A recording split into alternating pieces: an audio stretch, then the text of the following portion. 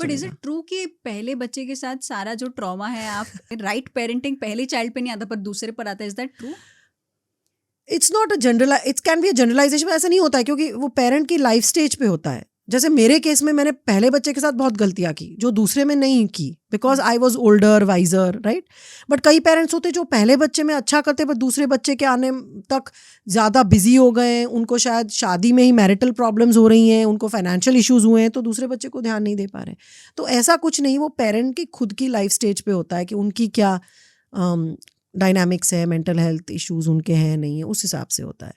पर ये ज़रूर है कि दोनों बच्चे कुछ आप स्टैंडर्डाइज नहीं कह सकते कि ये तो करना ही है, ऐसे ही करना है, क्योंकि फैमिली के ऊपर भी डिपेंड करता है। आज आपकी फैमिली में जो चीज़ बहुत ज़रूरी है शायद मेरी फैमिली में नहीं है, मेरी फैमिली में कुछ और चीज़ इंपॉर्टेंट है। तो एज अ पेरेंटिंग कोच मैं यही कहूँगी कि हम कभी भी फिक्स्ड रूल्स नहीं दे सकते, हम सिर्फ गाइडलाइंस दे सकते हैं। गाइडलाइन क्या है कि बच्चों को मारे पीटे बगैर भी डिसिप्लिन कर सकते हैं। आप पेरेंट हो तो आप अपने खुद के ट्रिगर्स समझो, आप खुद रेगुलेट और बैलेंस रहोगे तो बच्चे को कैसा भी बिहेवियर है बच्चे का आप मैनेज कर पाओगे। तीसरा ये है कि बच्चे को फुल फ्रीडम भी दे के इंडल्ज नहीं करना है। बच्चे को रूल्स चाहिए, बच्चे को स्ट्रक्चर चाहिए, बट उसका भी एक्सट्रीम नहीं जाना चाहिए।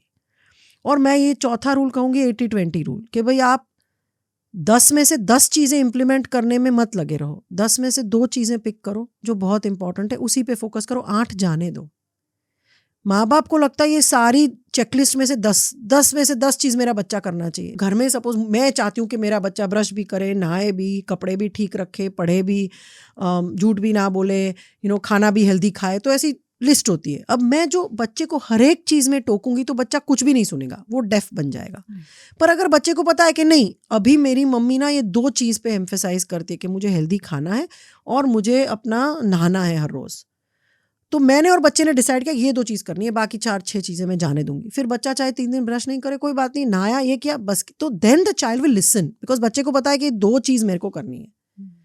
फिर वो 2 चीज़ हो जाए, उसके बाद आप दूसरी 2 लाओ।